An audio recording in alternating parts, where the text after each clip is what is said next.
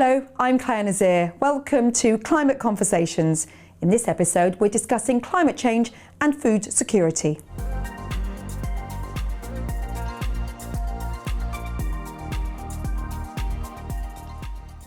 Food is something we often take for granted until it's gone. Today, nearly every part of the world struggles with food systems that fail to deliver enough nutritious food for all. Right now, over 800 million people worldwide face chronic hunger. That's 10% of the global population.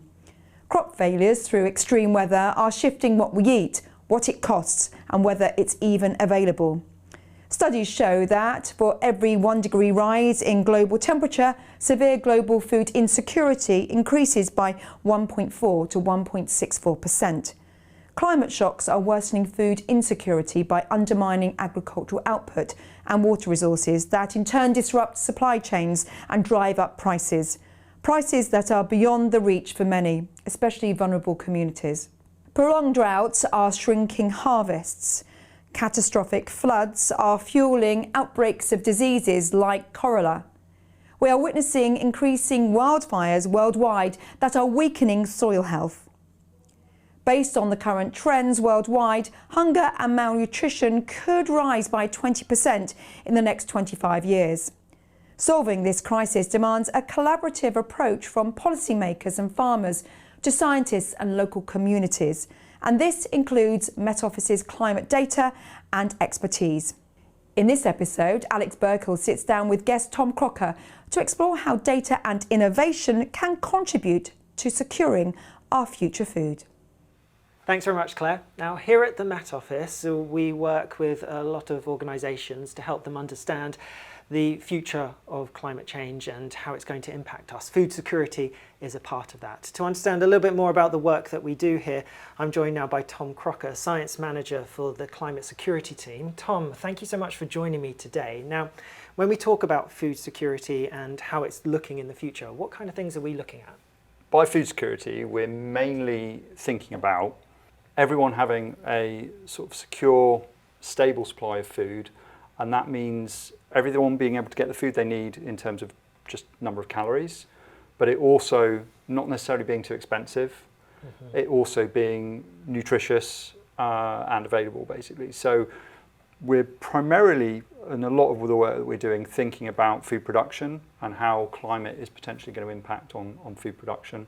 But there's also an element of thinking about other aspects of the food system. So getting food from the farm or the field onto your kitchen table at home is more than just kind of growing it in the field. There's also kind of, once you've harvested it, it then potentially has to go through various aspects of processing, transport to various locations, and post-processing and manufacturing, and then getting to a supermarket, and then you also need to get to the supermarket and get it home to you. So is it an increasing issue, bigger cause for concern with the changing climate? I would say yes, and there's a number of examples really of where climate is already impacting on the food we get in the UK, basically. So a few examples of that are, if you've been to the supermarket recently, if you buy olive oil for your cooking, you've probably noticed that in the last couple of years, the cost has skyrocketed. It's got a lot more expensive. Now, part of the reason for that, a big part of the reason for that, is there's been quite a long ongoing drought in Spain since about 2022, 2023, the last couple of years. They've had a lot less than average in terms of the amount of rainfall there. And that's really impacted on olive oil production in the region, basically. And that's been a direct cause of the prices kind of going up. There's been a study that came out a couple of years ago, in fact, that looked at various climate impacts around the world in 2022 as an example. And the estimate was that roughly 4% of food price inflation in 2022 was due to climate-related impacts, basically.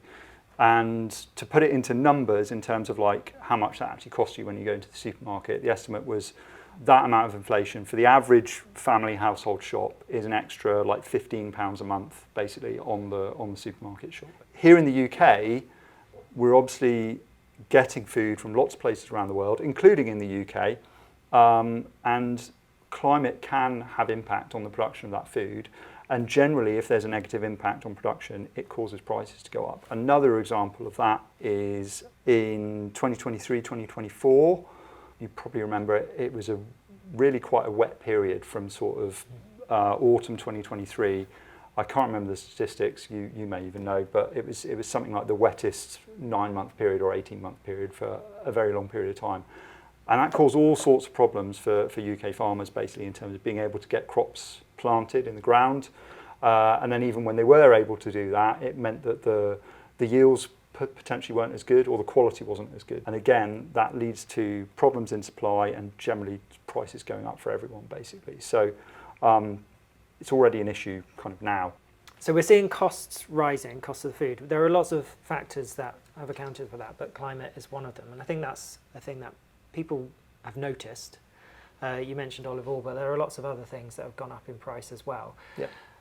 Are there signs that we can counter that with other methods? Is there anything that we can do to stop the costs just going up and going up from a climate change point of view? Yeah, so I mean, the role of our team really is to help others, including in government and also other industries and other researchers in academia, kind of understand what climate change looks like, so that essentially they can develop the right strategies and the right techniques to kind of help mitigate against that and help adapt to the changes that we're expected to see in the climate. So one example of that is that we're working on a program funded by DEFRA, helping researchers look at developing new varieties of crops essentially to grow in the future that will be more resistant to the sorts of climate hazards that we're going to see.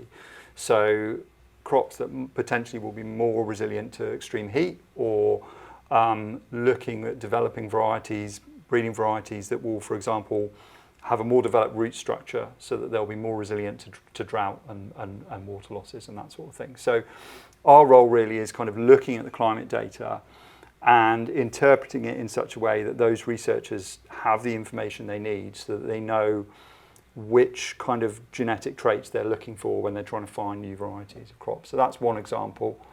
So what you say is we're taking action to try and counter the impacts and work around the changing climate to evolve to it, really, I suppose, is what you're saying.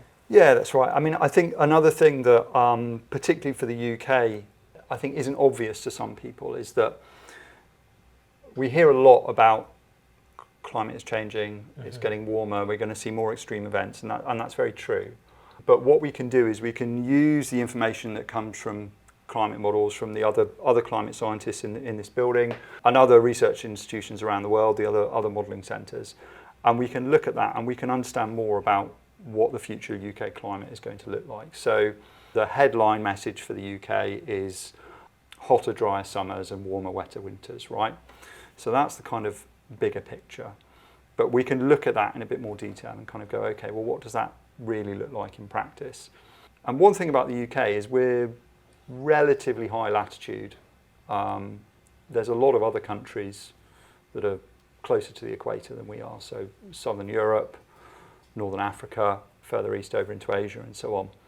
And they're already hotter than us now in the present day climate. And have been for a long time. Exactly. So, but what's interesting is when you actually look at the UK climate in the future, you see that the kind of average temperatures in the summer, for example, in some regions, so in the east of England, the temperature that we're expecting to see in those regions in the mid to late 21st century, so the 2050 to 2100, is actually fairly similar to what we see currently in the present day further south in Europe, basically sort of closer to the Mediterranean. And the thing to remember about that is those are regions where people are growing food already at the moment, basically. Yeah, they're doing well enough. Reasonably, yeah. Although, as we've talked about the olives in Spain, that's partly due to kind of those sorts of climate hazards. But the point is, in the UK, we can kind of understand what do these changes look like, and that can help inform us how we adapt our agricultural system.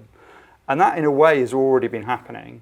So you obviously live in the south of England, like I do, and you've probably noticed you can buy English wine now. Yeah, I was going to say vineyards. They've become more common around this part of the around this part of the world than I remember as a kid. So that's not that I was drinking wine as a kid.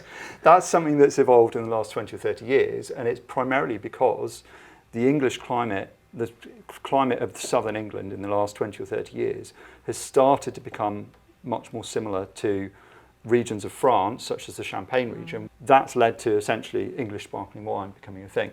Another crop you may have seen that wasn't so common when you or I were children is maize or corn, basically. You see that a lot now here in the south of England, and you didn't see that before. And that, again, is a crop that needs slightly warmer temperatures than we had in the UK 20, 30 years ago. But now it's a bit warmer, it's becoming more viable for farmers to grow that. So there are some positives so far that we've seen, you know, crops that we didn't used to be able to grow, we now can, and we're able to utilise that ability. Yep. There must be a flip side to that, and there must be some crops that we used to be able to grow quite readily that have now become harder. I think the challenge really is going to be around the hazards basically that we're seeing. So I think that the changes in sort of average temperature and rainfall in the UK at least are probably reasonably manageable, in a sense, you know, it's other countries further south in the tropics where they're really moving into unprecedented kind of climates that things are a lot more worrying. What's going to be challenging is the variability, basically. So we're still going to see extremes, and we're going to see potentially more increased extremes as well. Yeah, more extreme extremes, and potentially more year-to-year variability. So we might have a situation where you have one good year, but then very quickly you have another terrible year, and then the next year you have another terrible year, but it's terrible for a different reason. So one year maybe it's a flood, the next year maybe it's an extreme drought or something like that. So that's going to be tricky for farmers to potentially adapt to. And is this where your work comes in looking at crops that are more resilient? Is that what you mean? Yeah, kind of. And I think the other thing that we're doing is the international nature of the food, basically. So again, we're used to kind of being able to get strawberries in January and avocados any time of the year and all the rest of it, and tomatoes at any time. And obviously, we can't grow all of that in the UK all year round. Certain things we're never going to be able to grow. So bananas, we're always going to have to import. Things like tomatoes, we can get them homegrown in the summer, but in the winter, we can't get them, basically. We need to import them from elsewhere.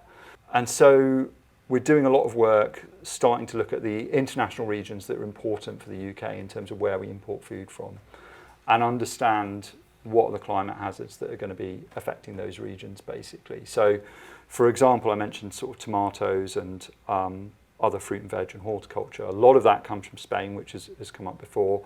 Another region is Italy, a lot of tomatoes from there. So we've been doing work kind of looking into, again, what are the climate hazards that we're expecting in those regions, and what do they kind of look like in the future? So that helps us understand, or can help the government understand, in 30, 40, 50 years' time, are we still going to be importing particular products from those countries? And actually, might we be importing them from other countries, basically? Or do we need to think about, would we be able to develop some of the homegrown production, basically? So how will the climate change to enable us to get tomatoes more in the period of time where we might not be able to get them anymore from, say, Spain or Italy, because actually they're getting too hot, for example, something like that. With that in mind, apart from the government, what other companies, organisations do we do work with? So a lot of our work is funded essentially by DEFRA, by the UK government, to sort of look into that. And via that, though, we're working with kind of research institutions, one of which is an organisation called Rothamsted Research. There are various universities that are doing the sort of crop breeding type research. And we've also done some work with private sector, big food companies, basically, that manufacture products that you might see in the supermarket. Because they're trying to future-proof things. They're trying to understand where to invest money in terms of the commodities that they're buying to make the products that you're consuming on your dinner table or in the shops when you go to get a snack. All the crisps and chocolate bars and ready meals and various things, it all comes from food eventually that comes out of the ground. And actually, a lot of these big organisations are investing in and developing relationships with different regions of the world where they can get those types of food that are important, basically. So it's important for them to understand, in terms of long-term planning, where do we need to think about the next 10, 20, 30 years we're going to get our supply of different products from in order to invest money in those regions. Because some of the products that we enjoy, things like coffee, cocoa, various exotic fruit and vegetables, they're grown in more developing parts of the world, and actually a lot of investment comes from these large companies to help develop production in those regions so that we can get the supply of kind of food that we need. It's kind of reassuring that A, the Met Office are doing the work here, and B, companies are coming to us and making these or taking these steps to look ahead, and so that there is a plan of sort. Who do you think is going to be most effective when it comes to food security with our changing climate?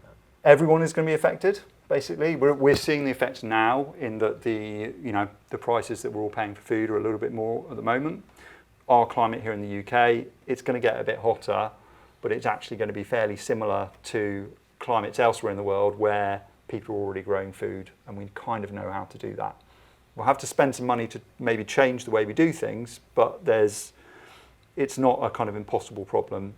What's more concerning is some of the more developing countries where they tend to be located in much warmer, hotter regions closer to the equator, which means their climate is changing beyond into something that potentially we haven't really seen before, basically, or that no one's really experienced. It's going to become uninhabitable in some It's going to places. become difficult, potentially.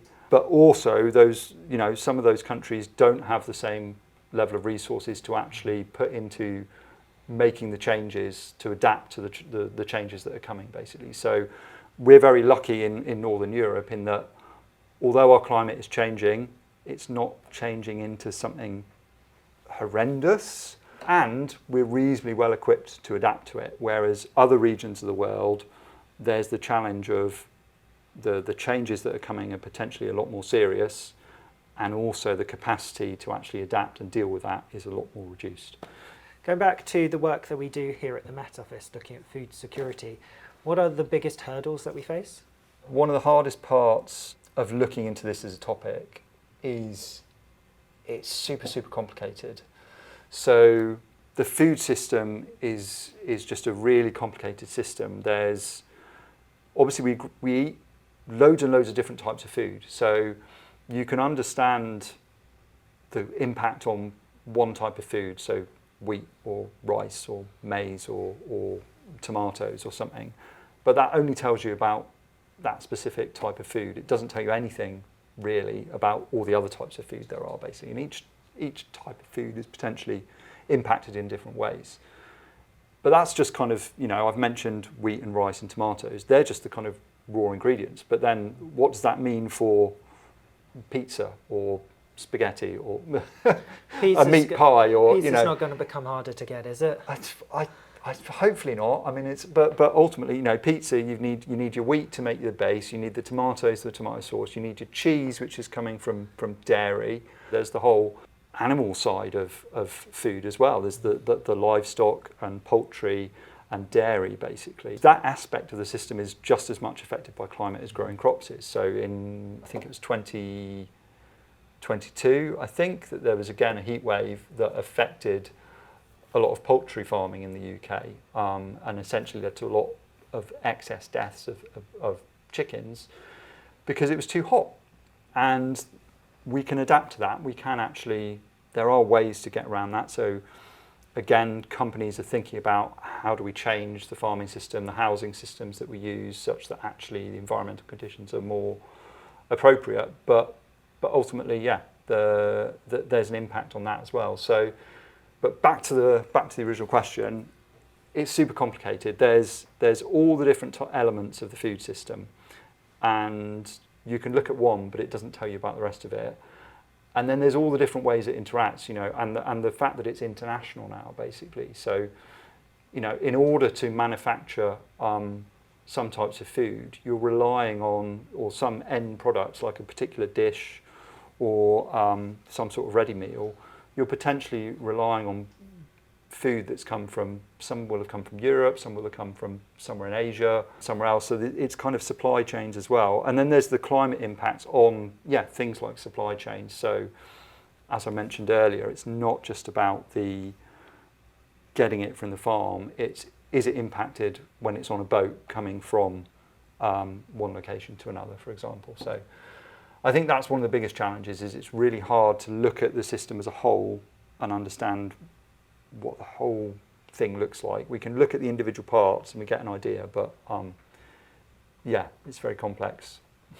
Do you think it's fair to say that looking in the future, 30, 40, 50 years' time, there'll be some food types that we may not be able to get as readily, and we might have to change, not necessarily our total diet by any means, but in terms of, you know, how often you eat a specific type, because it might become more expensive. Potentially. On the other side, other things that you might equally like might become more readily available, and so our diets might change just a little bit. I think that's a possibility, and again, we've already seen that to some extent in the, if you remember back in, I think it was 2023, there was a period where, in the UK at least, there was a few weeks where it was very, very difficult. You couldn't get hold of tomatoes, peppers, and some other fruit and veg. It wasn't just the climate that was to do with that. There were other factors as well, but the climate was an element in terms of reduced yields basically from Spain in that period. And that was an example of basically something that was out of season in the UK, and we couldn't get it because there just wasn't enough. There was still some being produced, but there just wasn't enough, and some of the supermarkets weren't quick enough to react to change their supply sources to be able to get the alternative places. So it really depends to a certain extent how well different parts of society and businesses maybe adapt or build resilience. But I think depending on how things go, there is a possibility that, yeah, out of season things could become harder to get hold of at times, maybe. Lots of caveats there. Thank you, Tom, so much for taking the time to talk to me. Before we go, is there anything in particular, or one thing or a couple of things that you're most proud of with the work that you've been doing with regards to this topic? Good question. I think the thing that I find most rewarding really about the role is it's quite clear to see how it's useful to people and how it can potentially make a difference in understanding some of the changes that we've got coming on. So it's not just interesting in and of itself, it's being done because it can kind of help us learn what we need to prepare for, basically. Tom, thank you so much for joining me. It's been really interesting talking to you. Cool. Thanks a lot, Alex. Our thanks to Tom Crocker for his time and insights. From Alex and I, thank you for watching Climate Conversations. There are more in this series on our YouTube channel. If you enjoyed watching, please subscribe and tell others about the show, and we'll see you again soon.